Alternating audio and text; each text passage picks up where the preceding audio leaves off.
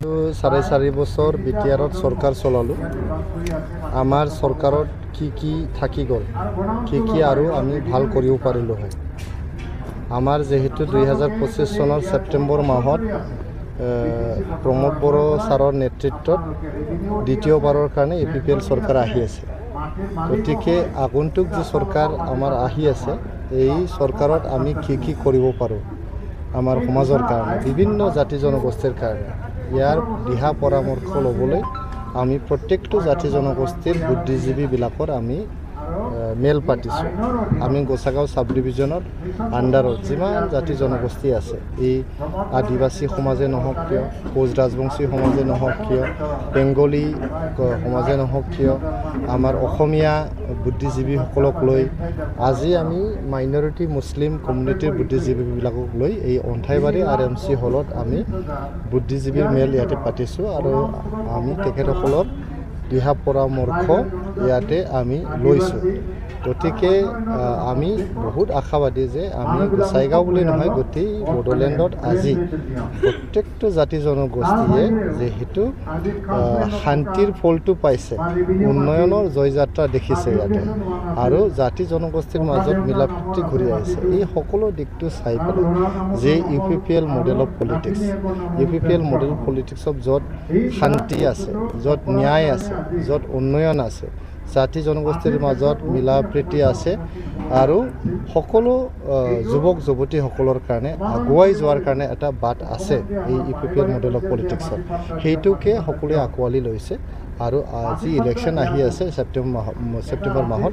আপোনালোকে চাব, আমি UPPLে এককভাৱে সংখ্যাগৰিষ্ঠতা লৈ আমি চৰকাৰ গঠন কৰিম। যোৱাবেলি দেখা গৈছে কোকৰাঝাৰ জিলাখনত মাত্ৰ এখন চিটত আপোনালোকে হৈছে কচুগাঁও, তেতিয়া গণতন্ত্ৰই নাছিল, তেতিয়া অশান্তি এটা পৰিৱেশ আছিলে আৰু গণতন্ত্ৰটো ইয়াতে মজবুত নাছিলে। আমি পলিং এজেণ্ট দিব পৰা নাছিলোঁ।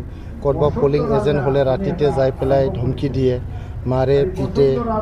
গতিকে আমাৰ BTC বাসী ৰাইজে তেতিয়া গণতন্ত্ৰৰ ফলটো পোৱাই নাছিল। ইয়াত ভোট দিবলৈ গ'লেও ভয় আৰু আশংকাত যাবলগীয়া হৈছিল। খিৰিকী দি চাইছিল কাক ভোট দিছে, পিছফালে থিয় হৈ চাইছিল কাক ভোট দিছে। গতিকে গণতন্ত্ৰ ইয়াতে সুদৃঢ় নাছিল। 2020 চনত প্ৰমোদ বড়ো ছাৰৰ নেতৃত্বত যেতিয়া চৰকাৰ ইয়াতে গঠন কৰে, তেনেকুৱা ভয় ভাবুকি সকলো যে বেয়া বস্তু এইবিলাক আঁতৰাই পেলাই গণতন্ত্ৰ ইয়াতে মজবুত কৰা হ'ল। গণতন্ত্ৰৰ ফল এতিয়া ৰাইজে পাই আছে, শান্তিৰ ফল পাই আছে। আমি কাকো ইয়াতে ভয় ভাবুকি প্ৰদান নকৰোঁ আৰু কাকো আমি নকওঁ আপোনালোকে জবৰদস্তিকৈ কাকবা ভোট দিব লাগে বুলি। সেইটো BPF মডেল অফ পলিটিক্স, য'ত ভয় ভীতি বা দাবী ধমকি এনেকৈ কৰি পেলাই জবৰদস্তিকৈ BPFকে ভোট দিব লাগে বুলি ধমকি দিছিলে আৰু কেতিয়াবা মানে তেনেকুৱা মানুহে বেয়া পৰিস্থিতি মানে সন্মুখীনো হ'বলগীয়া হৈছিল যদি বেলেগক ভোট দিছে। গতিকে এতিয়া যিহেতু ইয়াতে গণতন্ত্ৰটো ইষ্টাব্লিছ হ'ল, সকলো ৰাইজ ভাল পাই পেলাই UPPL দলকে ভোট দিব, এইটো আমি বহুত কনফিডেণ্ট। শোণিতপুৰ বুলি নহয়, আমি সকলোৱে ভাৰতীয় নাগৰিক হয়। আমি সকলোৱে এইটো দেশৰে নাগৰিক।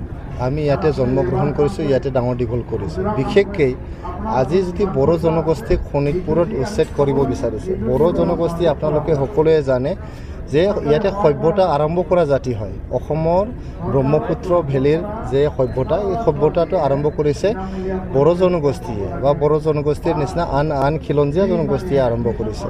গতিকে এই ব্ৰহ্মপুত্ৰ ভেলীত আজি যদি বড়ো জনগোষ্ঠীয়ে উচ্ছেদিত হ'ব লগা হয়, তাতকৈ দুখজনক ঘটনা বা দুখ লগা ঘটনা হ'ব নোৱাৰে। আৰু এইটো গৰিহণাৰ যোগ্য আৰু অনতি পলমে এই যে উচ্ছেদৰ জাননী এইটো উঠাই ল'ব লাগে। উঠাই লৈ পেলাই এই পৰিয়ালে যাতে ভালকৈ বসবাস কৰিব পাৰে, শান্তিত বসবাস কৰিব পাৰে, মাটিৰ অধিকাৰ লৈ জীয়াই থাকিব পাৰে। আমি আজি কাৰোবাৰ যদি মাটি নাই বা মাটিৰ অধিকাৰটো পোৱা নাই, আমি ভাৰতৰ নাগৰিক হোৱা স্বত্তেও যদি মাটিৰ অধিকাৰটো নাপাওঁ, এইটো দেশৰ কাৰণে খুব এটা দুখ লগা ঘটনা হয়। আনফৰ্চুনেট আমি as a citizen, if we do not have the land right, then it is very, very tragic and very unfortunate.